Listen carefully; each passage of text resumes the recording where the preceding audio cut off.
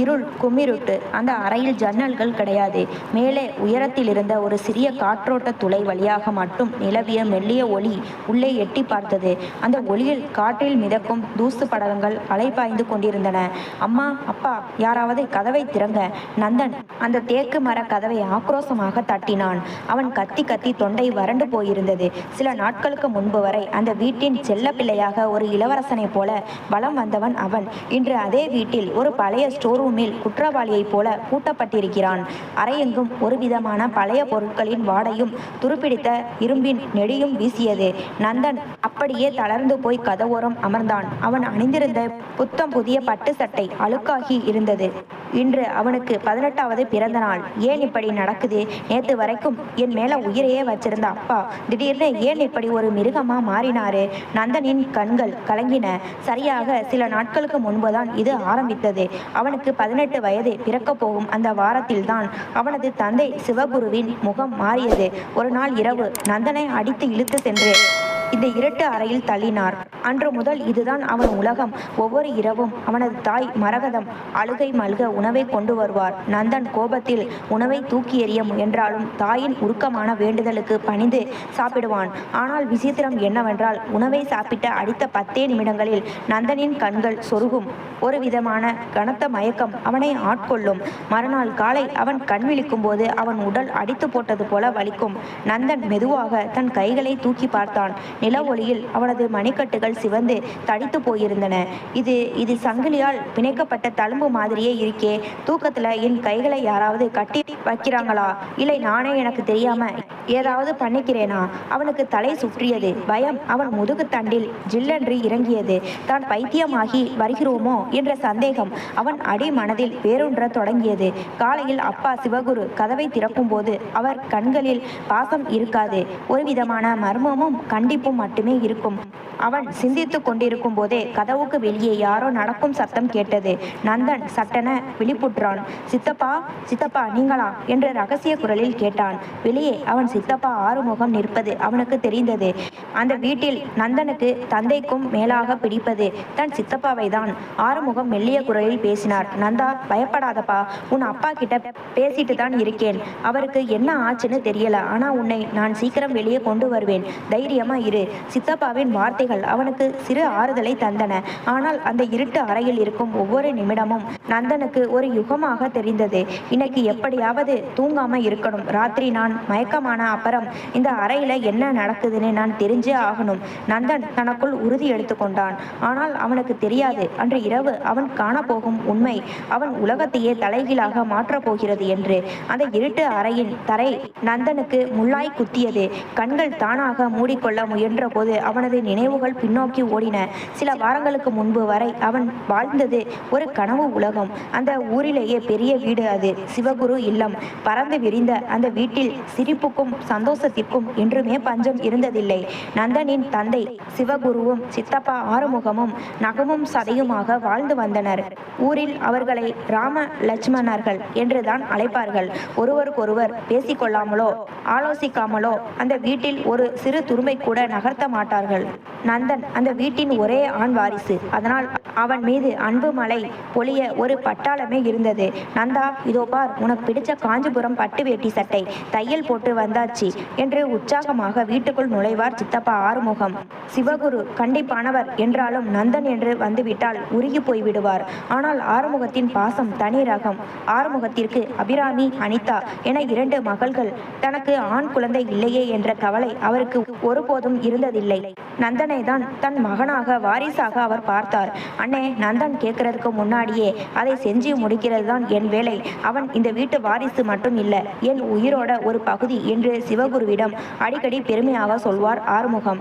மாலை நேரங்களில் அந்த வீட்டின் முற்றம் கலகலப்பாக இருக்கும். நந்தனின் தாய் மரகதமும் சித்தி சரஸ்வதியும் சமையலறையில் பலகாரங்கள் செய்து கொண்டிருக்க நந்தன் தன் தங்கைகளுடன் விளையாடி கொண்டிருப்பான். அப்போது அங்கே வரும் ஆறுமுகம் நந்தனை அருகில் அழைத்து அவனது கனவுகளை பற்றி பேசுவார். நீ படிச்சு முடிச்சு இந்த தொழிலை ஏத்துக்கணும் நந்தா. அப்போ உன் சித்தப்பா நான் உனக்கு உதவியாளனா இருப்பேன் என்று கூறி அவனது தலையை வருடுவார். அந்த வருடல் ஒரு தந்தையின் அரவணைப்பை விட மேலானதாக நந்தனுக்கு தோன்றும். நந்தனுக்கு ஏதேனும் ஒரு சின்ன காய்ச்சல் என்றாலும் சிவகுருவை விட ஆறுமுகம்தான் அதிகம் பதறுவார். இரவு முழுவதும் அவனது படுக்கை அருகே அமர்ந்து நெற்றியில் ஈரத்துணி வைப்பதில் இருந்து அவனுக்கு பிடித்தமான உணவுகளை ஊட்டி விடுவது வரை தாயை போல கவனித்துக் கொள்வார். சித்தப்பா, நீங்க ஏன் என் மேல இவ்வளவு பாசம் வச்சிருக்கீங்க என்று நந்தன் ஒரு முறை கேட்டதற்கு ஆறுமுகம் சிரித்துக்கொண்டே அவன் காதை திருகி, உலகத்துல எந்த சித்தப்பாவுக்காவது உன்னை மாதிரி ஒரு அருமையான மகன் கிடைப்பானா? நீதான் இந்த வீட்டு விளக்கு நந்தா. உன்னோட சந்தோஷம்தான் எங்க எல்லோருக்கும் முக்கியம் என்றார். அந்த நினைவுகள் நந்தனின் இதயத்தை கணக்க செய்தன. இவ்வளவு பாசமாக இருந்த சித்தப்பா இன்று கதவுக்கு வெளியே நின்று கொண்டு அழுவது அவனுக்கு பெருத்த வேதனையை தந்தது. அதே சமயம் எப்போதும் அவனிடம் அன்பாக இருந்த தந்தை எதனால் திடீரென கல் நெஞ்சக்காரராக மாறினார் என்பதுதான் அவனுக்கு புரியாத புதிராக இருந்தது. அப்பாவுக்கும் சித்தப்பாவுக்கும் இடையில எந்த பிரிவினையும் வந்ததில்லையே, அப்புறம் ஏன் இன்னைக்கு அப்பா மட்டும் இப்படி முரட்டத்தனமா நடந்துக்கிறாரு? சித்தப்பா சொல்றது போல அப்பாக்கு மனநிலை எதுவும் பாதிச்சிருக்குமோ? நந்தனின் சிந்தனைகளை கலைக்கும் விதமாக ஸ்டோர் ரூம் கதவின் தாழ்பால் திறக்கப்படும் சத்தம் கேட்டது. இரவு உணவுடன் தாய் மரகதம் உள்ளே வரும் நேரம் அது. நந்தனின் 18வது பிறந்த நாள் விடிந்தது. அந்த மாளிகையில் திருவிழா கோலம் பூண்டிருந்தது. வாசலில் மாவிலை தோரணங்களும் விதவிதமான மலர் அலங்காரங்களும் கண்ணை பறித்தன. ஊரே வியந்து பார்க்கும் அளவிற்கு பிரம்மாண்டமான விருந்துக்கு ஏற்பாடு செய்யப்பட்டிருந்தது. அன்று அதிகாலை நந்தன் குளித்துவிட்டு வந்தபோது அவனது அறைக்குள் முதலில் நுழைந்தது சித்தப்பா ஆறுமுகம்தான். அவர் முகத்தில் அத்தனை பிரகாசம். இனிய பிறந்தநாள் வாழ்த்துக்கள் நந்தா. இன்னைக்கோட நீ பெரியவன் ஆகிட்ட. இதோ பார், உனக்காக நான் வாங்கின ஸ்பெஷல் கிஃப்ட் என்று கூறி ஒரு பெட்டியை நீட்டினார். அதை திறந்து பார்த்த நந்தன் பிரமித்து போனான். அது ஒரு மிக விலையுயர்ந்த வெளிநாட்டு தயாரிப்பான கை கடிகாரம். அதன் தங்க நிற வேலைப்பாடுகள் ஜொலித்தன. சித்தப்பா, இது ரொம்ப விலையுள்ளதா இருக்கே, இது எதுக்கு இப்போ என்று நந்தன் நெகிழ்ச்சியுடன் கேட்க ஆறுமுகம் அவன் கையை பிடித்துக்கொண்டு, விலையெல்லாம் ஒரு விஷயமே இல்லை நந்தா. உன்னோட இந்த 18வது வயது உன் வாழ்க்கையிலேயே ரொம்ப முக்கியமானது. இந்த நேரம் உனக்கு ஒரு பொற்காலமா இருக்கணும். அதுக்காகத்தான் இந்த வாட்ச் என்று கூறி அவனது கையில் அவரே அதை மாட்டிவிட்டார். நந்தன் நெகிழ்ந்து போய் அவர் கையை தொட்டு வணங்கினான். ஆனால் அதே சமயம் அறைக்குள் நுழைந்த தந்தை சிவகுருவின் முகம் இருண்டு காணப்பட்டது. ஒவ்வொரு பிறந்த நாளின் போதும் முதல் ஆளாக வந்து அனைத்து வாழ்த்தும் தந்தை இன்று ஏனோ தள்ளி நின்றார். என்னப்பா, வாழ்த்து சொல்ல மாட்டீங்களா என்று நந்தன் அருகில் செல்ல சிவகுரு ஒரு இயந்திரத்தை போல, வாழ்த்துக்கள் நந்தா, சீக்கிரம் கிளம்பு, கீழே விருந்தினர்கள் வர ஆரம்பிச்சிடுவாங்க என்று மட்டும் கூறிவிட்டு திரும்பிக் கொண்டார். அவரது கண்களில் ஒரு விதமான பயமும் தடுமாற்றமும் தெரிவதை நந்தன் கவனித்தான்.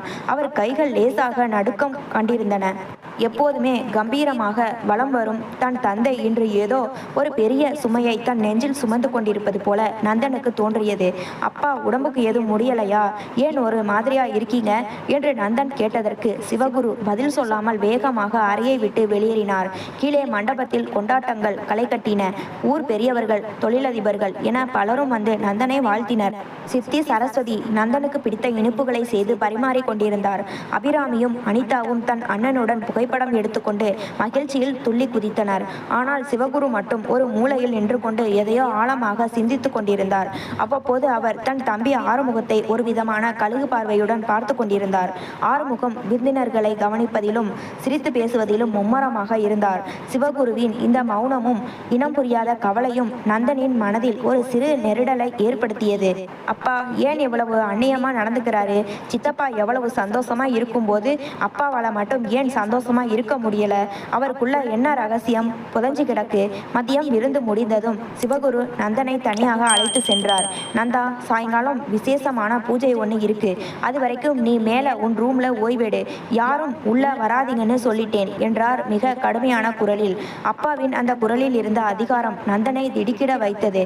அந்த பிரம்மாண்டமான கொண்டாட்டத்திற்கு பின்னால் ஒரு பெரிய புயல் உருவாகி கொண்டிருப்பதை நந்தன் அப்போது உணரவில்லை. மாலை நேரம் நெருங்க நெருங்க வீட்டின் கொண்டாட்டம் உச்சகட்டத்தை எட்டி இருந்தது. மின் விளக்குகளின் வெளிச்சத்தில் வீடு ஜொலித்தது. ஆனால் நந்தனின் மனதிற்குள் மட்டும் ஏதோ ஒரு இனம் புரியாத பயம் நிழலாடி கொண்டே இருந்தது. திடீரென வரவேற்பு அறையின் ஒரு மூலையிலிருந்து உரத்த குரல்கள் கேட்க தொடங்கின. விருந்தினர்களின் சிரிப்பு சத்தம் அடங்கி அங்கே ஒரு நிசப்தம் நிலவியது. நந்தன் ஓடி சென்று பார்த்தபோது அங்கே தந்தை சிவகுருவும் சித்தப்பா ஆறுமுகமும் நேருக்கு நேர் நின்று வாதிட்டு கொண்டிருந்தனர். ஆறுமுகத்தின் முகம் சிவந்திருந்தது. அண்ணே, என்ன பேசுறீங்க நீங்க?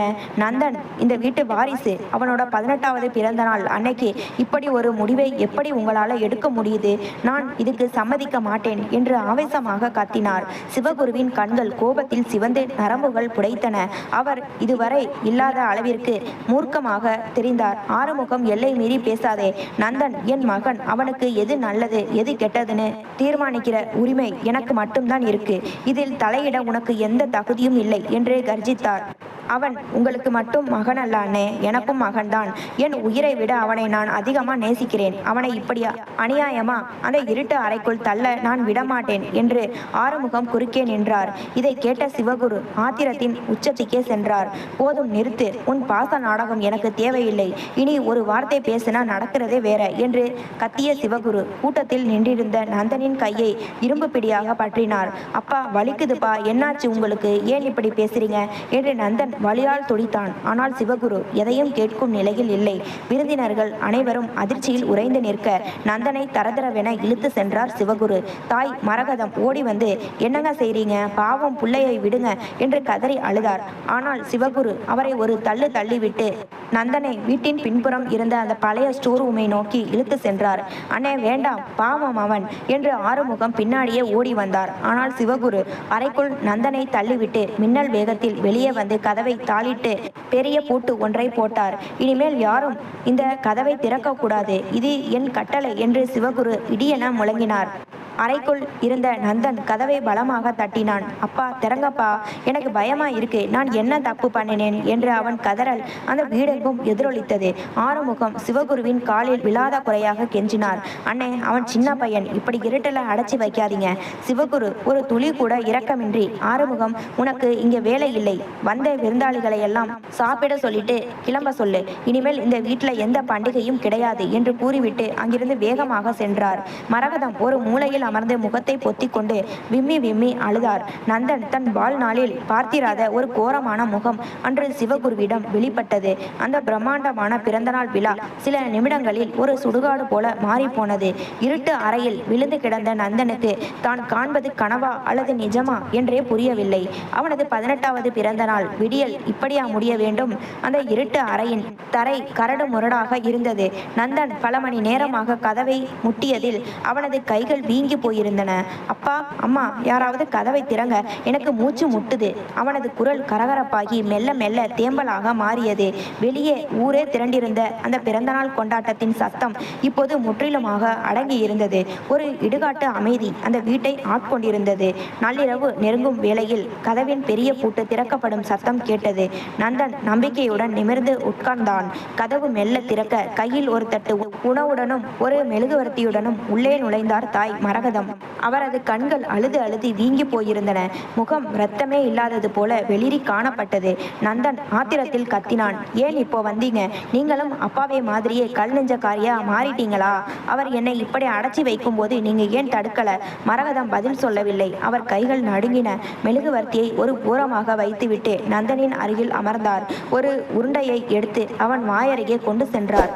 எனக்கு வேண்டாம் உங்க சாப்பாடு, நான் இங்கேயே செத்து போறேன் என்று நந்தன் அவர் கையை தட்டிவிட முயன்றான். மரகதம் விம்மி அழுதபடி, நந்தா, உன் அம்மாவுக்காக இதை சாப்பிடுப்பா. நீ சாப்பிடலனா என் உயிர் போயிடும். இதோ பாரு, உன் மேல எனக்கு எந்த கோபமும் இல்லை. தயவு செஞ்சு சாப்பிடு என்று கெஞ்சினார். தாயின் அந்த வேதனையான குரலுக்கு நந்தனால் மறுப்பு சொல்ல முடியவில்லை. பசியும் ஒரு புறம் அவனை வாட்டியது. அவர் ஊட்டிய உணவை நந்தன் மௌனமாக சாப்பிட்டான். ஆனால் கடைசி உருண்டையை விழுங்கிய சில நிமிடங்களிலேயே அவனது தலை பாரமாக தொடங்கியது. கண்கள் சொருகின. ஏதோ ஒரு கனத்த போதை அவனது நரம்புகளை தளர்வடைய செய்வது போல உணர்ந்தான். அம்மா, எனக்கு ஒரு மாதிரியா இருக்கு, கண்ணு சொருகுது என்று நந்தன் தடுமாறினான். மரகதம் அவனை மெதுவாக தரையில் படுக்க வைத்து அவனது தலையை தன் மடியில் வைத்து தடவி கொடுத்தார். நந்தன் ஆழ்ந்த மயக்கத்திற்கு சென்றான். சிறிது நேரத்திற்கு பிறகு மரகதம் அங்கிருந்து வெளியேறினார். கதவு மீண்டும் பூட்டப்பட்டது.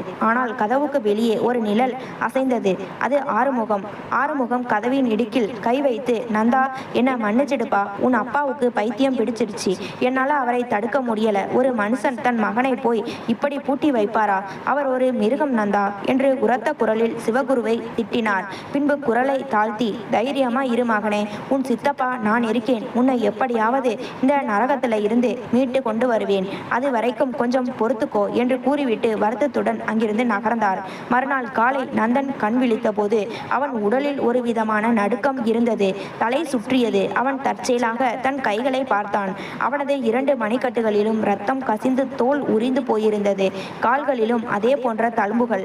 யாரோ அவனை இரவு முழுவதும் சங்கிலியால் கட்டி போட்டு சித்திரவதை செய்தது போல அந்த அடையாளங்கள் இருந்தன.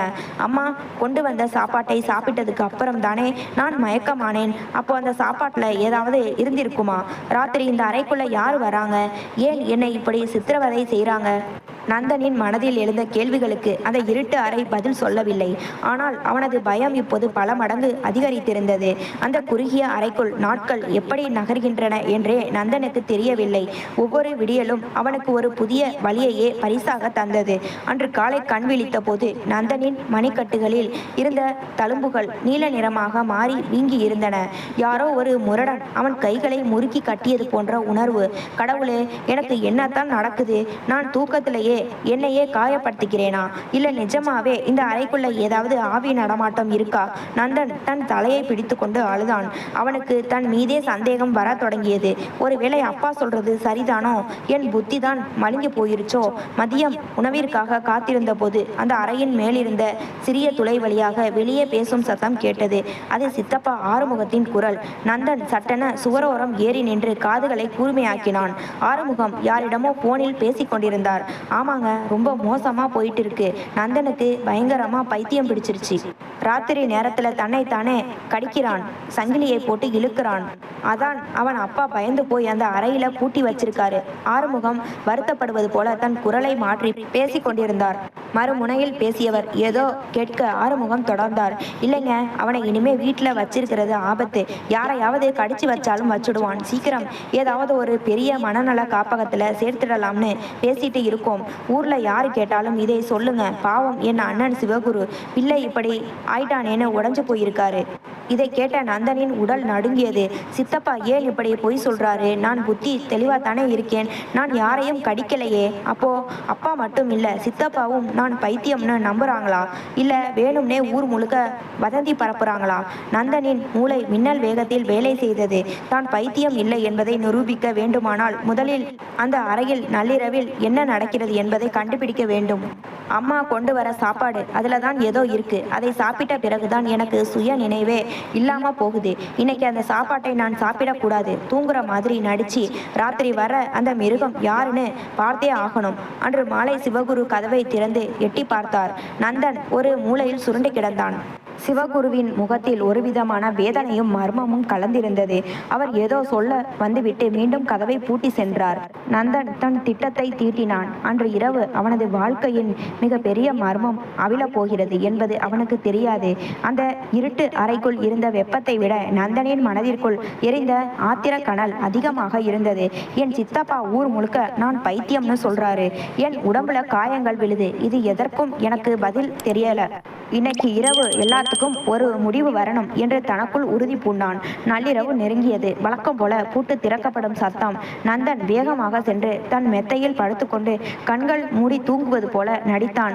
உள்ளே தாய் மரகதம் நுழைந்தார். அவர் நந்தனை மெல்ல தட்டி எழுப்பினார். நந்தா, எழுந்திருப்பா, சாப்பாடு கொண்டு வந்திருக்கேன். இதோ பாரு, உனக்கு பிடிச்ச எலுமிச்சை சாதம், கொஞ்சம் சாப்பிட்டுட்டு தூங்கு என்றார். அவரது குரலில் அதே நடுக்கமும் கண்ணீரின் ஈரமும் இருந்தது. நந்தன் மெல்ல கண்களை திறந்து ஒன்றுமே தெரியாதது போல தலையை ஆட்டினான். அம்மா, எனக்கு ரொம்ப தூக்கமா வருது, நான் அப்புறம் சாப்பிட்றேன் என்று மழுப்பினான். ஆனால் மரகதம் பிடிவாதமாக இருந்தார். இல்லை நந்தா, இதை சாப்பிட்டாதான் உனக்கு தெம்பு கிடைக்கும். என் செல்லம்ல ஒரு வாய் சாப்பிடு என்று கெஞ்சினார். தாயின் பாசம் அவனுக்கு ஒரு நிமிடம் தடையாய் இருந்தது. ஆனால் அவனது சந்தேகம் அதை விட பெரியதாக இருந்தது. மரகதம் ஊட்டத் தொடங்கிய போது நந்தன் மிக சாமர்த்தியமாக செயல்பட்டான். அவர் ஊட்டிய ஒவ்வொரு கவலத்தையும் வாயில் ஒதுக்கி வைத்துவிட்டு அவர் மெழுகுவர்த்தியை சரி செய்யும் செய்யும் போது அல்லது கண்ணீரை துடைக்கும் போது யாருக்கும் தெரியாமல் தன் தலையணைக்கு அடியில் இருந்த விரிப்பில் துப்பி மறைத்தான். நல்ல பிள்ளை, இப்போ படுத்து தூங்கு என்று கூறிவிட்டு மரகதம் அங்கிருந்து சென்றார். கதவு மீண்டும் பூட்டப்பட்டது. நந்தன் இப்போது முழு விழிப்புடன் இருந்தான். அவனது இதயம் படபடவென்று அடித்துக் கொண்டது. நிமிடங்கள் மணிகளாக நகர்ந்தன. 1 மணி நேரம் கழிந்திருக்கும். திடீரென கதவின் வெளிப்பக்க தாழ்பால் மிக மெதுவாக சத்தமில்லாமல் திறக்கப்படும் சத்தம் கேட்டது. யாரோ ஒருவன் பூனை நடை போட்டு அறைக்குள் நுழைவதை நந்தன் உணர்ந்தான். அவன் தன் சுவாசத்தை கட்டுப்படுத்தி கொண்டு இமைகளை சிறு இடைவெளி விட்டு திறந்து பார்த்தான். அந்த அறையின் மேலிருந்த துளை வழியாக விழுந்த மெல்லிய நில ஒளியில் உள்ளே வந்த உருவத்தின் முகம் தெரிந்தது. அந்த முகத்தை பார்த்த அடுத்த கணம் நந்தனின் ரத்தம் உறைந்து போனது. அவனது இதயம் ஒரு நிமிடம் நின்று துடித்தது. உள்ளே வந்தது ஒரு பேயோ பிசாசோ அல்ல, அவன் தெய்வமாக மதித்த அவனது சித்தப்பா ஆறுமுகம். அவரது முகத்தில் எப்போதும் இருக்கும் அந்த புன்னகை மறைந்து ஒரு கொடூரமான வேட்டைக்காரனின் பாவனை இருந்தது. அவர் கையில் ஒரு சிறிய பாட்டில் மற்றும் ஒரு துணி இருந்தது. அதிலிருந்து ஒரு விதமான காரமான நெடி அறையெங்கும் பரவியது. சிவகுரு அண்ணனும் மரகதமும் நீ இங்க பாதுகாப்பா இருக்கிறதா நினைச்சுக்கிட்டு இருக்காங்க. ஆனா அவங்களுக்கு தெரியாது, இந்த நந்தன் பைத்தியமாகி செத்தாதான் அந்த மொத்த சொத்தும் என் பொண்ணுங்களுக்கு கிடைக்கும்னு என்று ஆறுமுகம் மிக மெல்லிய குரலில் தனக்குத்தானே பேசிக்கொண்டார். அவர் நந்தனின் அருகில் அமர்ந்தார். அந்த துணியில் மருந்தை ஊற்றி நந்தனின் மூக்கருகே கொண்டு சென்றார். நந்தன் தன் மூச்சை அப்படியே நிறுத்தி மயக்கமுற்றது போல கிடந்தான். அதன் பிறகு ஆறுமுகம் செய்த செயல் நந்தனின் ஆன்மாவையே உலுக்கியது. ஆறுமுகம் தன் இடுப்பில் மறைத்து வைத்திருந்த ஒரு கரடு முரடான சங்கிலியை எடுத்தார். நந்தனின் கைகளை அந்த சங்கிலியால் பிணைத்து கட்டிலின் காலோடு சேர்த்து இறுக்கி கட்டினான். சங்கிலி அவனது சதையை அழுத்தி சிதைத்தது. நந்தன் வலியால் துடித்தாலும் உண்மையை அறிய தன் பற்களை கடித்துக்கொண்டு மௌனமாக இருந்தான். இன்னும் சில நாள் தான் நந்தா, அதுக்கப்புறம் நீ இந்த உலகத்துல இருக்க மாட்ட என்று ஆறுமுகம் விஷமத்தனமாக சிரித்தார். நந்தனுக்கு இப்போது எல்லாம் புரிந்தது. அவனது எதிரி அவனது தந்தை சிவகுரு அல்ல, பாசம் காட்டிய சித்தப்பா ஆறுமுகம்தான். இருட்டு அறையின் நிசப்தத்தை கிழித்துக்கொண்டு அந்த உருவம் உள்ளே நுழைந்தது. நந்தன் தன் சுவாசத்தை கட்டுப்படுத்தி கொண்டு ஒரு பிணத்தை போல கிடந்தான். நிலவொளி அந்த உருவத்தின் மேல் பட்டபோது நந்தனின் உள்ளம் அலறியது. உள்ளே வந்தவர் சித்தப்பா ஆறுமுகம். அவர் கையில் ஒரு சிறிய பாட்டிலும் கசங்கிய துணியும் இருந்தன. எப்போதும் அன்பொழுக பேசும் அந்த முகம் இப்போது விகாரமாக தெரிந்தது. கண்கள் பேராசையில் மின்னின. ஆறுமுகம் மெல்ல நந்தனின் கட்டில் அருகே அமர்ந்தார். இன்னும் இவன் தூங்கலையா என்று தனக்குள் முணுமுணுத்தவர் அந்த பாட்டிலை திறந்து சில சொட்டு திரவத்தை துணியில் ஊற்றினார். ஒரு விதமான காரமான நெடி நந்தனின் நாசியை துளைத்தது. அது குளோரோஃபார்ம் போன்ற ஒரு மயக்க மருந்து என்பது நந்தனுக்கு புரிந்தது. ஆறுமுகம் அந்த துணியை நந்தனின் முகத்திற்கு மிக அருகில் கொண்டு வந்தார். நந்தன் தன் மூச்சை அப்படியே உள்ளுக்குள் இழுத்து பிடித்து கொண்டான். சில நொடிகள் கழிந்ததும் நந்தன் முழுமையாக மயக்கமடைந்து விட்டான் என நினைத்த ஆறுமுகம் அந்த துணியை ஓரமாக வைத்தார். அதன் பின் அவர் செய்த செயல் நந்தனை திகைக்க வைத்தது. ஆறுமுகம் தன் இடுப்பில் மறைத்து வைத்திருந்த ஒரு கரடு முரடான துருப்பிடித்த இரும்பு சங்கிலியை எடுத்தார். நந்தனின் கைகளை மிக கொடூரமாக இழுத்து அந்த கட்டிலின் இரும்பு சட்டத்தோடு சேர்த்து கட்டினார். ஆ என்று கத்த வந்த நந்தன் தன் உதடுகளை பற்களால் கடித்து கொண்டு இரத்தத்தை விழுங்கினான். சங்கிலியின் முனைகள் அவன் மணிக்கட்டு சதையை சிதைத்தன. ஆறுமுகம் சங்கிலியை இறுக்கிக் கொண்டே பேசத் தொடங்கினார். பாவம் நந்தானி, உன் அப்பனுக்கும் ஆத்தாளுக்கும் உன்னை இந்த அறையில வச்சு காப்பாத்திடலாம்னு நினைக்கிறாங்க. அவங்களுக்கு தெரியாது நான் ஒவ்வொரு ராத்திரியும் உன்னை இப்படி சித்திரவதை செய்கிறது. தினமும் காலையில இந்த வலிக்கான தழும்பை பார்க்கும்போது நீயே உன்னை ஒரு பைத்தியம்னு நினைச்சுக்குவ. உனக்கே உன் மேல சந்தேகம் வரும். ஒரு கட்டத்துல நீ நிஜமாவே பைத்தியமாவ. அப்போதான் இந்த மொத்த சொத்தும் சிவகுருவோட சாம்ராஜ்யமும் எனக்கும் என் பொண்ணுங்களுக்கும் கிடைக்கும். அவர் குரலில் இருந்த விஷம் நந்தனை நடுங்க வைத்தது. சிவகுரு அண்ணன் உன்னை காதலிக்கிறாரு. ஆனா நான் உன்னை கொல்ல போறேன். இன்னைக்கு இந்த சங்கிலி உன்னை கட்டி இருக்கு. சீக்கிரம் உன் வாழ்க்கையே இது முடிச்சு வைக்கும் என்று கூறிவிட்டு நந்தனின் கைகளை பலமாக முறுக்கி சங்கிலியை பூட்டினார். வலி தாழாமல் நந்தனின் கண்களிலிருந்து கண்ணீர் வழிந்தது. ஆனால் அந்த துரோகத்தின் வலி அவன் உடல் வலியை விட பெரியதாக இருந்தது. தான் தெய்வம் என்று நினைத்த மனிதன் சொத்துக்காக தன்னை ஒரு உயிருள்ள பிணமாக மாற்ற துடிப்பதை அவனால் நம்ப முடியவில்லை. திடீரென வெளியிலிருந்து ஒரு சத்தம் கேட்டது. யாரோ ஒரு பெரிய பாத்திரத்தை உருட்டிவிட்டது போன்ற சத்தம். ஆறுமுகம் திடுக்கிட்டு நின்றார். யார் அது? இந்த நேரத்துல அண்ணன் எந்திரிக்க மாட்டாரே என்று பதற்றம் அடைந்தவர் அவசரமாக கதவை நோக்கி ஓடினார். அவர் ஓடும் வேகத்தில் அவர் கொண்டு வந்த மயக்க மருந்து பாட்டில் தரை விரிப்பில் விழுந்தது. அதை கூட கவனிக்காமல் அவர் இருட்டில் மறைந்தார். அறைக்குள் இப்போது நந்தனும் அவன் கைகளை இறுக்கி கட்டியிருந்த அந்த இரும்பு சங்கிலியும் மட்டுமே எஞ்சி இருந்தன. சித்தப்பா, நீங்களா இப்படி என்று நந்தன் விம்மி அழுதான். அவனது அத்தனை கேள்விகளுக்கும் விடை கிடைத்து விட்டது. ஆனால் விடை இவ்வளவு கசப்பாக இருக்கும் என்று அவன் நினைக்கவில்லை. தான் இப்போது ஒரு பெரிய வலையில் சிக்கியிருப்பது அவனுக்கு புரிந்தது. இந்த சதியில் தன் தந்தைக்கும் பங்கு இருக்குமோ, அல்லது தந்தை சிவகுருவும் ஒரு பாதிக்கப்பட்டவர்தானா? சித்தப்பா ஆறுமுகத்தின் கொடூரமான முகத்தை கண்ட அந்த இரவு நந்தனுக்கு ஒரு யுகமாக தெரிந்தது. விடியற் காலையில் வற்புறுத்தி தூக்கத்தை வரவழைத்து கொண்டவன் காலையில் கதவு திறக்கும் சத்தம் கேட்டு திடுக்கிட்டு எழுந்தான். மணிக்கட்டுகளில் சங்கிலி அழுத்திய தழும்புகள் இரத்த நிறத்தில் தெரிந்தன. உள்ளே நுழைந்த தாய் மரகதத்தின் முகத்தை பார்த்ததும் நந்தனின் கண்களில் கண்ணீர் பெருக்கெடுத்தது. இத்தனை நாட்களாக தன் தாயையும் தந்தையையும் தவறாக நினைத்ததற்காக அவன் நெஞ்சம் குமுறியது. மரகதம் பதற்றத்துடன் கதவை சாத்திவிட்டு நந்தனின் அருகில் அமர்ந்தார். நந்தா, ராத்திரி நடந்ததெல்லாம் பார்த்தியா என்று ரகசிய குரலில் கேட்டார். நந்தன் விம்மி அழுது கொண்டே அவர் மடியில் விழுந்தான். அம்மா, என்னை மன்னிச்சிடுங்கம்மா. அப்பாவை நான் தப்பா நினைச்சிட்டேன். சித்தப்பா இவ்வளவு பெரிய துரோகியா இருப்பார்னு நான் கனவுல கூட நினைக்கல. எதுக்காக என்னை இப்படி சித்திரவதை செய்கிறாரு? மரகதம் அவன் தலையை வருடினார். உன் சித்தப்பாவுக்கு சொத்து மேல வெறி நந்தா.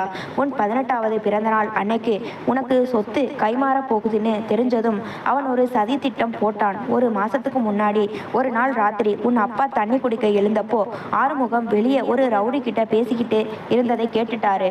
நந்தன் அதிர்ச்சியுடன் பார்த்தான். மரகதம் தொடர்ந்தார். சிவகுருவும் நந்தனும் கார்ல வெளியே போகும்போது ஒரு ஆக்சிடென்ட் பண்ணி 2 பேரையும் முடிச்சுடுன்னு அவன் அந்த ஆள்கிட்ட சொன்னான். இதை கேட்ட உன் அப்பா அப்படியே அதிர்ந்து போயிட்டாரு. சொந்த தம்பியே மகனை கொல்ல துணிகிறான்னு தெரிஞ்சதும் அவருக்கு உன்னை எப்படி காப்பாத்துறதுன்னு தெரியல. அதான் என்னை இந்த ரூம்ல பூட்டி வச்சாரா என்று நந்தன் கேட்டான். ஆமாம் நந்தா, நீ வெளியே இருந்தா எப்போ வேணா உனக்கு ஆபத்து வரும். அதான் உன்னை ஒரு பைத்தியம் மாதிரி இந்த வீட்டுக்குள்ளேயே பூட்டி வச்சா ஆறுமுகம் கொஞ்சம் நிதானிப்பான். நம்ம மேல அவனுக்கு சந்தேகம் வராதுன்னு அப்பா முடிவு பண்ணாரு. ஆனா அந்த பாவி இங்கேயும் வந்து உனக்கு மருந்து கொடுத்து சித்திரவதை செய்வான்னு நாங்க எதிர்பார்க்கல.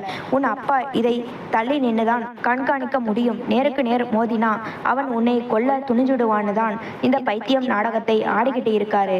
மரகதம் கண்ணீரை துடைத்து கொண்டார். நான் கொண்டு வர சாப்பாட்டில் ஒரு மருந்து கலந்திருக்கேன் நந்தா. அது உன் சித்தப்பா கொடுக்கிற விஷ மருந்தின் வீரியத்தை குறைக்கும். நீ மயக்கத்தில் இருக்கிற மாதிரி நடிச்சாதான் உன் அப்பாவால் ஆறுமுகத்தோட எல்லா கிரிமினல் வேலைகளையும் ஆதாரத்தோட பிடிக்க முடியும். பொறுமையா இரு மகனே. உன் அப்பா உனக்காக ஒரு பெரிய வலையை விரிச்சுக்கிட்டு இருக்காரு. அந்த நரி கண்டிப்பா அதுல மாட்டும். நந்தனுக்கு இப்போது எல்லாம் புரிந்தது. தன் தந்தை சிவகுரு மகனை காப்பாற்ற உலகத்தின் வசைகளையும் மகனின் வெறுப்பையும் தாங்கிக் கொண்டு மௌன புரட்சி செய்து கொண்டிருக்கிறார். அம்மா, அப்பா கிட்ட நான் பேசணுமா என்றான் நந்தன். இப்போ வேண்டாம் நந்தா. ஆறுமுகம் உன் மேல ஒரு கண்ணாவே இருக்கான். இன்னும் கொஞ்ச நாள் இந்த நரகத்தை நீ பொறுத்துக்கிட்டு தான் ஆகணும். இது உன் உயிருக்கான போராட்டம் என்று கூறிவிட்டு மரகதம் வேகமாக வெளியேறினார். நந்தன் இப்போது ஒரு புதிய புதுவேகத்தை பெற்றான். அவன் கைகளில் இருக்கும் தழும்புகள் இப்போது அவனுக்கு வலியை கொடுக்கவில்லை. மாறாக அந்த துரோகியை வீழ்த்த வேண்டிய வேகத்தை கொடுத்தன. அன்று மதியம் அந்த சிறிய அறைக்குள் ஒரு விசித்திரமான அமைதி நிலவியது. கதவு திறக்கப்பட்டது. இம்முறை சிவகுருவே உள்ளே வந்தார். அவர் கையில் உணவோ அல்லது தண்ணீரோ இல்லை. அவரது பார்வையில் ஒரு ரகசிய தேடல் இருந்தது. நந்தன் எழுந்து நின்று தன் தந்தையை பார்த்தான். சிவகுரு மெல்ல நந்தனின் அருகில் வந்து அவனது கைகளில் இருந்த தழும்புகளை தொட்டு பார்த்தார். அந்த வீர திருமகனின் கண்கள் லேசாக கலங்கின. வலிக்குதா நந்தா என்று மெல்லிய குரலில் கேட்டார். இல்லப்பா, இப்போ இந்த தழும்புகள் எனக்கு வலியை கொடுக்கல. உண்மையை சொல்ல போனா இது எனக்கு தைரியத்தை கொடுக்குது என்றான் நந்தன். சிவகுரு ஒரு நீண்ட பெருமூச்சை விட்டு விட்டு பேசத் தொடங்கினார். நந்தா, உன் சித்தப்பா ஆறுமுகம் உனக்கு ராத்திரியில கொடுக்கிற அந்த மருந்து வெறும் தூக்க மருந்து இல்லை. அது நரம்புகளை சிதைக்கக்கூடிய ஒரு மெதுவான விஷம். அதை நீ தொடர்ந்து சுவாசிச்சா கொஞ்ச நாள்ல உனக்கு நிஜமாவே மூளை மழுங்கி போயிடும். அதை தான் அவன் விரும்புகிறான். நந்தன் அதிர்ச்சியுடன் பார்த்தான். சிவகுரு தொடர்ந்தார். ஆனா உன் அம்மா ராத்திரி உனக்கு கொடுக்கிற சாப்பாட்டுல ஒரு விசேஷமான மூலிகை சாறை கலக்கிறோம். ஒரு பெரிய டாக்டர் கிட்ட பேசி ஆறுமுகம் கொடுக்கிற அந்த நச்சு மருந்தின் வீரியத்தை முறிக்கிற ஆன்டிடோட் அது அதனால தான் நீ காலையில் எழுந்திருக்கும் போது கொஞ்சம் பலவீனமாக இருந்தாலும் உன் புத்தி தெளிவாக இருக்கு. நந்தனுக்கு இப்போது புரிந்தது. ஒவ்வொரு இரவும் அவனது தாய் அவனிடம் கெஞ்சி உணவளிக்க சொன்னதன் பின்னணியில் இருந்த அந்த பெரிய தியாகம், அந்த உணவுதான் அவனது உயிர் கவசம். அப்பா, ஏன் நாம நேரடியாகவே போலீஸுக்கு போகக்கூடாது என்று நந்தன் கேட்டான். சிவகுருவின் முகம் இறுகியது. ஆறுமுகம் ரொம்ப சாதுரியமானவன் நந்தா. அவன் கிட்ட பெரிய ரவுடி பட்டாளமே இருக்கு. நாம இப்போ போலீஸுக்கு போனா அவன் தன் செல்வாக்கை வச்சு தப்பிச்சுடுவான். அது மட்டும் இல்ல, உன்னை கொல்ல அவன் எந்த எல்லைக்கும் போவான். அதனாலதான் அவன் கண்ணு முன்னாடியே நீ பைத்தியம் மாதிரி இருக்கணும்னு நான் விரும்புகிறேன். எதிரி தன்னை ஜெயிச்சிட்டதா எப்போ நினைக்கிறானோ அப்பதான் அவன் கவனக்குறைவா இருப்பான். அந்த நேரத்துக்காக தான் நான் காத்திருக்கேன். சிவகுரு தன் சட்டையிலிருந்து ஒரு சிறிய மாத்திரையை எடுத்து நந்தனிடம் கொடுத்தார். இன்னைக்கு ராத்திரி ஆறுமுகம் வரதுக்கு முன்னாடி இதை நாக்குக்கு அடியில வச்சுக்கோ. இது உனக்கு மயக்கம் வராம தடுக்கும். ஆனா நீ மயக்கத்துல இருக்கிற மாதிரியே நடிக்கணும். அவன் வாயாலேயே உண்மையை சொல்ல வைக்கிறது தான் என்னோட அடுத்த திட்டம். நந்தன் அந்த மாத்திரையை வாங்கி கொண்டான். தன் தந்தை சிவகுரு ஒரு மகனுக்காக நடத்தும் இந்த நிழல் யுத்தம் அவனுக்கு பெருமையை தந்தது. வெளியே சித்தப்பா ஆறுமுகத்தின் சிரிப்பு சத்தம் கேட்டது. அவர் சிவகுருவிடம் நந்தனின் பைத்தியத்தை பற்றி போலி அக்கறையுடன் பேசிக்கொண்டிருந்தார். அண்ணே, நந்தனுக்கு நிலைமை கையை மீறி போயிட்டு இருக்கு. அவனை எதுக்கு இங்கே வச்சு கஷ்டப்படுத்துறீங்க? ஏதாவது மென்டல் ஹாஸ்பிட்டல்ல சேர்த்துடலாம் என்று ஆறுமுகம் சொல்ல, சிவகுரு மிக நிதானமாக, பார்க்கலாம் ஆறுமுகம், நான் யோசிச்சுட்டு இருக்கேன் என்றார். அறைக்குள் இருந்த நந்தனின் உதடுகளில் ஒரு புன்னகை அரும்பியது. அந்த புன்னகையில் தன்னம்பிக்கையையும் பழிவாங்கும் உணர்ச்சியும் கலந்திருந்தது. நந்தனின் உடலில் விஷம் ஏறவில்லை என்பதையும் அவன் புத்தி மழுகவில்லை என்பதையும் உணராத ஆறுமுகம் தனது திட்டம் தோல்வியடைவதைக் கண்டு பொறுமை இழந்தார். அந்த ஆத்திரமே அவரை ஒரு ஆபத்தான அடுத்த கட்டத்திற்கு இட்டு சென்றது. என்ன இது? இன்னும் இவன் தெளிவா இருக்கான். நான் கொடுக்கிற அந்த திரவம் இவன் நரம்புகளை உருக்கி இருக்கணுமே. ஆறுமுகம் தன் அறையில் முன்னும் பின்னும் உலாவிக் கொண்டிருந்தார். ஒவ்வொரு முறையும் நந்தனை பார்க்க செல்லும் போதும் அவனது கண்களில் ஒரு விதமான தீர்க்கமும் அமைதியும் இருப்பதை அவர் கவனித்தார். அது அவருக்கு தவிப்பை உண்டாக்கியது. நந்தன் 18 வயதை எட்டிவிட்டான். இன்னும் சில நாட்களில் அவனது பேருக்கு சொத்துக்கள் மாறினால் அத்தனை அதிகாரமும் சிவகுருவின் குடும்பத்திற்கே போய்விடும். அண்ணன் ஏதோ பண்றாரு. கண்டிப்பா இந்த நந்தன் பைத்தியம் இல்லை. ஆனா நான் இவனை பைத்தியம்னு ஊர் நம்புற மாதிரி பண்ணித்தான் ஆகணும். ஆறுமுகத்தின் மூளை கொடூரமாக வேலை செய்தது. அடுத்த நாள் காலை அந்த பெரிய வீட்டின் வாசலில் பல கார்கள் வந்து நின்றன. ஊர் பஞ்சாயத்து தலைவர், சில முக்கியஸ்தர்கள் மற்றும் நகரின் புகழ்பெற்ற 2 மனநல மருத்துவர்களை ஆறுமுகம் வரவழைத்திருந்தார். சிவகுருவும் மரகதமும் ஒன்றும் அறியாதவர்கள் போல வெளியே வந்தனர். என்ன ஆறுமுகம், இதெல்லாம் எதுக்கு இவ்வளவு பேர் வந்திருக்காங்க? சிவகுரு கேட்டார். அவரது குரலில் ஒருவித போலி பதற்றம் இருந்தது. மன்னிச்சிடுங்க அண்ணே, வேற வழி இல்லை. உங்க மேல இருக்கிற மரியாதையால இத்தனை நாள் நான் அமைதியா இருந்தேன். ஆனா நந்தனோட நிலைமை ரொம்ப மோசம். அவன் தன்னைத்தானே காயப்படுத்திக்கிறான். ராத்திரி நேரத்துல கத்துறான்.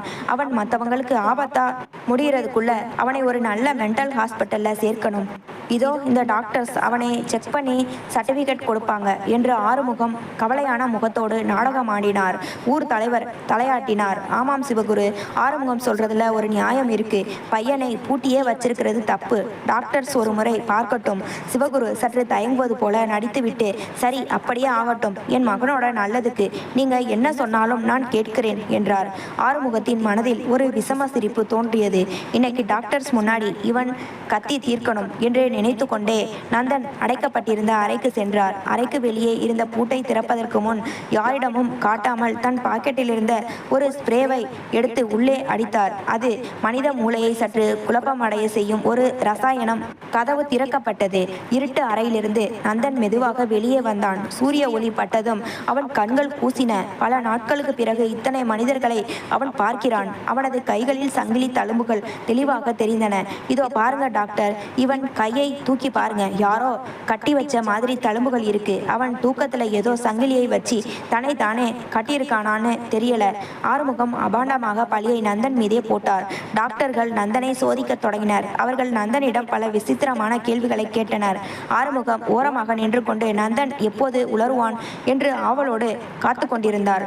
நந்தனின் தந்தை சிவகுருவும் ஒரு மூலையில் நின்று மகனையே பார்த்து கொண்டிருந்தார். ஆனால் நந்தன் எதற்கும் அஞ்சவில்லை. சிவகுரு கொடுத்த அந்த ரகசிய மாத்திரை அவனது இரத்தத்தில் ஓடிக்கொண்டிருந்ததால் ஆறுமுகம் அடித்த அந்த ஸ்ப்ரேவின் வாசனை அவனை எதுவும் செய்யவில்லை. நந்தன் மெதுவாக தன் வாயை திறந்தான். அவன் சொல்ல போகும் ஒவ்வொரு வார்த்தையும் ஆறுமுகத்தின் தலையில் இடியாக இறங்கப் போகிறது என்பது யாருக்கும் தெரியாது. நந்தனின் வாழ்க்கையை தீர்மானிக்கப் போகும் அந்த முக்கிய தருணம் வந்தது. முற்றம் முழுவதும் ஊர் பெரியவர்களும் உறவினர்களும் சூழ்ந்திருக்க நடுவே நந்தன் ஒரு குற்றவாளியைப் போல நிறுத்தப்பட்டிருந்தான். ஆறுமுகத்தின் முகத்தில் ஒரு வெற்றி களிப்பு தாண்டவமாடியது. நந்தன் கலைந்த தலைமுடியுடனும் அழுக்கான சட்டையுடனும் இருந்தாலும் அவனது கண்கள் மட்டும் கூர்மையாக இருந்தன. அந்த 2 மனநல மருத்துவர்களும் நந்தனை ஒரு நாற்காலியில் அமர வைத்தனர். ஊர் தலைவர் சிவகுருவை நோக்கி கேட்டார். சிவகுரு, உன் மகன் மேல எங்களுக்கு அக்கறை இருக்கு, அதான் இந்த சோதனைக்கு ஒத்துக்கிட்டோம். ஆரம்பிக்கலாமா? சிவகுரு மௌனமாக தலையசைத்தார். அவர் ஒரு தூணில் சாய்ந்து கொண்டு தன் கைகளை இறுக கட்டி கொண்டிருந்தார். ஆறுமுகம் மருத்துவர்களின் காதுக்கு அருகில் சென்று ரகசியமாக, டாக்டர், இப்போ அவன் அமைதியா இருக்கிற மாதிரி தெரியும், ஆனா திடீர்னு மிருகம் மாதிரி கத்துவான், கொஞ்சம் ஜாக்கிரதையா இருங்க என்று விஷத்தை கக்கினார். முதல் மருத்துவர் நந்தனின் கைகளை உற்று பார்த்தார். நந்தா, உனக்கு இன்னைக்கு என்ன கிழமைன்னு தெரியுமா? நந்தன் மிக நிதானமாக, இன்னைக்கு வெள்ளிக்கிழமை டாக்டர், என் 18வது பிறந்த நாள் முடிஞ்சு இன்னையோட சரியா 21 நாள் ஆகுது என்றான். அவனது குரலில் ஒரு நடுக்கமும் இல்லை. ஆறுமுகம் அதிர்ந்து போனார். இவன் எப்படி இவ்வளவு தெளிவா தேதியை கணக்கு வைக்கிறான் என்று பதறினார். 2வது மருத்துவர் ஒரு புத்தகத்தை நந்தனிடம் கொடுத்தார். இதில் இருக்கும் ஒரு பக்கத்தை படி என்றார். நந்தன் அந்த புத்தகத்தை வாங்கி அதில் இருந்த ஒரு தத்துவ பாடலை மிக தெளிவான உச்சரிப்போடு படித்து காட்டினான். படித்து முடித்ததும் இந்த வரிகள் சொல்லும் கருத்து என்னவென்றால், ஒரு மனிதன் வெளிப்புற சூழலால் பாதிக்கப்படாமல் தன் மனதை உறுதியாக வைத்திருந்தால் அவனை யாராலும் வீழ்த்த முடியாது என்பதுதான் என்று அதன் விளக்கத்தையும் கூறினான். சுற்றி இருந்தவர்கள் வியப்பில் ஒருவரை ஒருவர் பார்த்து கொண்டனர். ஆறுமுகம் குறுக்கிட்டு, டாக்டர், இதெல்லாம் மனப்பாடம் செஞ்சது. இவன் கையில் இருக்கிற தழும்பை பாருங்க, ராத்திரி நேரத்துல இவன் பைத்திய மாதிரி சங்கிலியை இருக்கிறான் என்று கத்தினார். நந்தன் மெல்ல எழுந்து நின்றான். டாக்டர், என் கையில் இருக்கிற தழும்புகள் நான் ஏற்படுத்தி கொண்டது இல்லை. யாரோ ஒருவர் என் அறையில் ரகசியமாக நுழைந்து எனக்கு மயக்க மருந்து கொடுத்து நான் சுய நினைவற்ற நிலையில் இருக்கும்போது சங்கிலியால் கட்டி வைத்து சித்திரவதை செய்த அடையாளங்கள் இவை என்று கூறிவிட்டு நேராக ஆறுமுகத்தின் கண்களை பார்த்தான். ஆறுமுகத்தின் முகம் ஒரு நிமிடம் வெளிரி போனது. என்ன உளறுறான் பாருங்க, இதுதான் பைத்தியத்தோட ஆரம்பம் என்று சமாளிக்க முயன்றார். ஆனால் மருத்துவர் விடவில்லை. நந்தா, நீ பைத்தியம் இல்லை என்பதை எப்படி எங்களால் நம்ப முடியும்? நந்தன் புன்னகைத்தான். டாக்டர், நீங்கள் என்னிடம் எந்த ஒரு கடினமான கணக்கையோ அல்லது பொது அறிவு தகவலையோ கேளுங்கள். ஒரு சராசரி மனிதனை விட நான் இப்போதும் புத்திசாலித்தனமாக இருக்கிறேன் என்பதை நிரூபிக்கிறேன். அடுத்த அரை மணி நேரம் மருத்துவர்கள் கேட்ட அத்தனை கேள்விகளுக்கும் கணிதம், வரலாறு, தற்போதைய செய்திகள் என அனைத்திற்கும் நந்தன் மிக துல்லியமாக பதிலளித்தான். மருத்துவர்கள் இருவரும் ஒருவரை ஒருவர் பார்த்து கொண்டு எழுந்து நின்றனர். தலைவரை நோக்கி அவர்கள் சொன்னார்கள், ஐயா, இந்த தம்பிக்கு எந்த மனநல பாதிப்பும் இல்லை. சொல்லப்போனால் அவர் சராசரி இளைஞர்களை விடவும் மிக தெளிவான சிந்தனையோடு இருக்கிறார். அவரை பைத்தியம் என்று சொல்வதே ஒரு பெரிய குற்றமாகும். அவரது உடலில் உள்ள காயங்கள் ஒரு விசாரணைக்குரியவை. இந்த அறிவிப்பை கேட்டதும் ஆறுமுகத்திற்கு தலை சுற்றியது. ஊர் மக்கள் ஆறுமுகத்தை சந்தேகமாக பார்க்க தொடங்கினர். சிவகுருவின் முகத்தில் மட்டும் ஒரு திருப்தியான புன்னகை மின்னியது. ஆறுமுகம் அங்கிருந்து தப்பித்து ஓட வழி தேடினார். ஆனால் நந்தன் விடவில்லை. சித்தப்பா, இன்னும் சோதனை முடியல, நிஜமான சோதனை இனிமேதான் ஆரம்பிக்க போகுது என்று கர்ஜித்தான் நந்தன். மருத்துவர்களின் தீர்ப்பால் ஊர் மக்கள் முன்னிலையில் ஆறுமுகத்தின் சதி அம்பலமாக தொடங்கி இருந்தது. அவமானம், ஆத்திரம் மற்றும் தோல்வி பயம் ஆகியவை அவரை ஒரு வெறி பிடித்த மிருகமாக மாற்றியது. இனிமேல் நந்தன் உயிரோடு இருந்தால் நான் பிழைக்க முடியாது என்ற முடிவுக்கு அவர் வந்தார். அன்று இரவு அந்த மாளிகையில் மரண அமைதி நிலவியது. வழக்கம் போல நந்தன் அந்த இருட்டு அறைக்குள் பூட்டப்பட்டிருந்தான். ஆனால் இன்று அவனது கையில் சங்கிலி இல்லை. அவனது இதயத்தில் பயமும் இல்லை. தனது தந்தை சிவகுருவின் சிக்னலுக்காக அவன் காத்திருந்தான். நள்ளிரவு 1 மணி இருக்கும். கதவின் பூட்டு இம்முறை மெதுவாக திறக்கப்படவில்லை. ஆவேசமாக திறந்து கொண்டு உள்ளே நுழைந்தார் ஆறுமுகம். அவரது கண்கள் இரத்த நிறத்தில் சிவந்திருந்தன. கையில் எப்போதும் கொண்டு வரும் மயக்க மருந்து துணி இல்லை. அதற்கு பதிலாக முனைகளில் கூர்மையான இரும்பு முட்கள் கொண்ட ஒரு கனமான இரும்பு சங்கிலியை வைத்திருந்தார். என்னை எல்லார் முன்னாடியும் அசிங்கப்படுத்துவியா? நீ புத்திசாலியா இருந்தா என்ன, பைத்தியமா இருந்தா என்ன, இன்னைக்கு ராத்திரியோட உன் கதையை முடிக்கிறேன். நீ நடக்கவே முடியாதபடி உன் கால்களை இந்த சங்கிலியால அடிச்சு நொறுக்க போறேன். அதுக்கப்புறம் நீ வாழ்ந்தாலும் செத்தாலும் எனக்கு கவலை இல்லை என்று கர்ஜித்தார் ஆறுமுகம். நந்தன் கட்டிலில் இருந்து எழுந்து பின்வாங்கினான். சித்தப்பா, வேண்டாம்ப்பா, இன்னும் காலம் கடந்துடல. உண்மையை ஒத்துக்கோங்க, உங்களை நான் மன்னிச்சிடுவேன் என்று அவன் எச்சரித்தான். மன்னிப்பா, எனக்கு தேவை இந்த சொத்து. நீ செத்தாதான் அது நடக்கும் என்று கத்திய ஆறுமுகம் அந்த இரும்பு சங்கிலியை ஓங்கி நந்தனின் கால்களை நோக்கி வீசினார். அந்த சங்கிலி காற்றில் சுழன்று வந்து நந்தனை தாக்க போன அந்த நொடியில், நிறுத்த ஆறுமுகம், ஒரு இடி முழக்கம் போன்ற ஒரு குரல் அந்த அறைக்குள் கேட்டது. அறையின் மூளை இருட்டிலிருந்து ஒரு நிழல் உருவம் மின்னல் வேகத்தில் வெளிப்பட்டு ஆறுமுகத்தின் கையை பலமாக பற்றியது. அது சிவகுரு. ஆறுமுகம் அதிர்ச்சியில் உறைந்து போனார். அண்ணே, நீங்களா? நீங்க எப்படி உள்ள வந்தீங்க? சிவகுருவின் கண்கள் கோபத்தில் அக்னி பிளம்பாக தெரிந்தன. உன் பாச நாடகத்தை நான் ஆரம்பத்திலேயே கண்டுபிடிச்சிட்டேன் ஆறுமுகம். என் மகனை நீ கொல்ல துணிஞ்ச அந்த நிமிஷமே எனக்கும் உனக்குமான உறவு முடிஞ்சு போச்சு. இத்தனை நாள் என் மகன் இந்த நரகத்துல இருந்த ஒவ்வொரு நிமிஷமும் உன்னை எப்படி வீழ்த்தணும்னு நான் திட்டம் போட்டுட்டு இருந்தேன் என்று கூறி ஆறுமுகத்தின் கையை முறுக்கினார். ஆறுமுகம் திமிர முயன்றார். என்னை விட்டுடுங்க அண்ணே, இவன் நம்ம குடும்பத்துக்கே ஆகாதவன். சிவகுரு பலமாக ஒரு அறை தந்தார். இன்னும் உன் பொய்களை நிறுத்தலையா? இதோ பார் என்று அறையின் ஒரு மூலையில் இருந்த சிறிய காற்றோட்ட துளையை நோக்கி காட்டினார். அங்கே ஒரு சிறிய ரகசிய கேமரா பொருத்தப்பட்டிருந்தது. நீ கடந்த பல நாட்களா ராத்திரியில உள்ள வந்து என் மகனுக்கு விஷம் கொடுத்ததும் அவனை சங்கிலியால கட்டி வச்சு சித்திரவதை செஞ்சதும் அத்தனையும் இதில் பதிவாகி இருக்கு. இதோ வெளியே போலீஸும் காத்துட்டு இருக்காங்க என்றார் சிவகுரு. ஆறுமுகம் திகைத்து போய் பின்வாங்கினார். அவர் கையில் இருந்த சங்கிலி தரையில் விழுந்து பயங்கரமான சத்தத்தை எழுப்பியது. நந்தன் இப்போது தன் தந்தையின் அருகில் வந்து நின்றான். சித்தப்பா, நீங்க கொடுத்த அந்த பழைய வாட்சி போய் என்கிட்ட இல்லை, ஆனா நீங்க கொடுத்த தழும்புகள் இருக்கு. அதுவே உங்களுக்கு தண்டனை வாங்கி தரும் என்றான் நந்தன் உறுதியாக. ஆறுமுகம் தப்பித்து ஓட முயன்றார். ஆனால் கதவோரம் நின்றிருந்த காவல்துறையினர் அவரை சூழ்ந்து கொண்டனர். அந்த இருட்டு அறைக்குள் இப்போது காவல்துறையின் டார்ச் லைட் வெளிச்சம் பாய்ந்தது. இன்ஸ்பெக்டர் மற்றும் காவலர்கள் ஆறுமுகத்தை சூழ்ந்து கொண்டனர். ஆறுமுகம் இன்னும் திமிரி கொண்டிருந்தார். என்னை விடுங்க, நான் என் மகனை திருத்தத்தான் வந்தேன். இவன் பைத்தியம். இவன் கையில் இருக்கிற சங்கிலியே அதுக்கு சாட்சி என்று கூச்சலிட்டார். இன்ஸ்பெக்டர் ஏளனமாக சிரித்தார். இன்னும் எத்தனை பொய் ஆறுமுகம்? சிவகுரு ஐயா கொடுத்த ஆதாரங்கள் போதும் உன்னை ஆயுசுக்கும் உள்ளதல்ல. சிவகுரு மெல்ல முன்னே வந்து இன்ஸ்பெக்டரிடம் ஒரு பென்ட்ரைவை நீட்டினார். இதில் எல்லாம் இருக்கு இன்ஸ்பெக்டர். என் மகன் தூங்கும் போது இவன் உள்ளே வந்து என்னென்ன கொடுமை செஞ்சான்னு இந்த ஸ்டோரூம் வண்டிலேட்டர்ல வச்சிருந்த ரகசிய கேமரா தெளிவா பதிவு பண்ணியிருக்கு. அறைக்கு வெளியே ஊர் மக்கள் மற்றும் உறவினர்கள் கூடிவிட்டனர். சிவகுரு ஒரு லேப்டாப்பை திறந்து அதில் இருந்த வீடியோவை அங்கிருந்த பெரிய திரையில் ஓடவிட்டார். அந்த காட்சிகள் ஒவ்வொன்றும் அதிர்ச்சியூட்டுவதாக இருந்தன. நந்தன் மயக்கத்தில் இருக்கும்போது ஆறுமுகம் உள்ளே நுழைவது, சங்கிலியால் நந்தனின் கைகளை முறுக்கி கட்டுவது, நந்தனின் காதில் குனிந்து நீ செத்தாதான் சொத்து எனக்கு வரும் என்று அவர் விஷத்தை கக்குவது, நந்தன் வழியில் துடிக்கும் போது அவர் விகாரமாக சிரிப்பது. ஊர் மக்கள் ஆச்சரியத்திலும் ஆத்திரத்திலும் உறைந்து போயினர். இப்படியாப்பட்ட ஒரு மனுஷனையா நாம இவ்வளவு நாள் தங்கமானவர்னு நினைச்சோம் என்று முணுமுணுத்தனர். நந்தன் மெதுவாக வெளியே வந்தான். அவனது தாய் மரகதம் ஓடி வந்து அவனை அணைத்து கொண்டார். நந்தன் இன்ஸ்பெக்டரை பார்த்து, சார், இவர் வெறும் சொத்துக்காக மட்டும் இதை செய்யல, என் அப்பாவையும் என்னையும் விபத்துல கொல்லவும் பிளான் பண்ணியிருக்காரு. அதற்கான ஆடியோ ஆதாரமும் என்கிட்ட இருக்கு என்றான். ஆறுமுகம் இப்போது அப்படியே தளர்ந்து போனார். அவரது அத்தனை தந்திரங்களும் தவிடுபொடியாகின.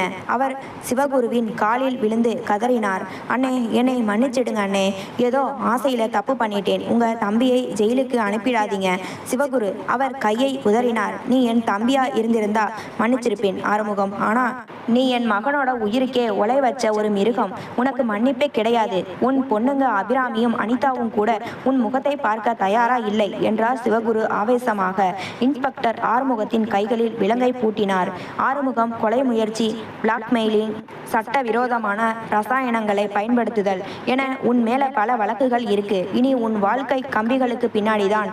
காவல்துறை ஆறுமுகத்தை தரதரவென இழுத்து சென்றது. ஊர் மக்கள் ஆறுமுகத்தை தூற்றியபடி கலைந்து சென்றனர். அந்த பெரிய வீட்டின் முற்றத்தில் நந்தன், சிவகுரு மற்றும் மரகதம் மூவரும் நின்றனர். சிவகுரு நந்தனின் தோலை தட்டினார். மன்னிச்சிடு நந்தா, உன்னை இந்த இருட்டில பூட்டி வச்ச ஒவ்வொரு நிமிஷமும் நான் செத்து செத்து பிழைச்சேன். ஆனா அந்த விஷ பாம்பை பிடிக்க இதை தவிர வேறு வழி தெரியல என்றார் சிவகுரு கண்கள் கலங்க. நந்தன் அப்பாவின் கைகளை பற்றி கொண்டான். பரவாயில்லைப்பா, இந்த இருட்டு தான் எனக்கு எது நிஜமான பாசம் எது போலி அன்புன்னு கற்றுக் கொடுத்துச்சு. இன்னைக்கு தான் நான் நிஜமாவே 18 வயது பூர்த்தியான ஒரு மனுஷனா உணர்றேன். ஆறுமுகம் கைது செய்யப்பட்ட செய்தி அந்த ஊர் முழுவதும் காட்டுத்தீயாக பரவியது. ஆனால் அந்த பெரிய பாரம்பரிய மாளிகையில் ஒரு விதமான மௌனம் நிலவியது.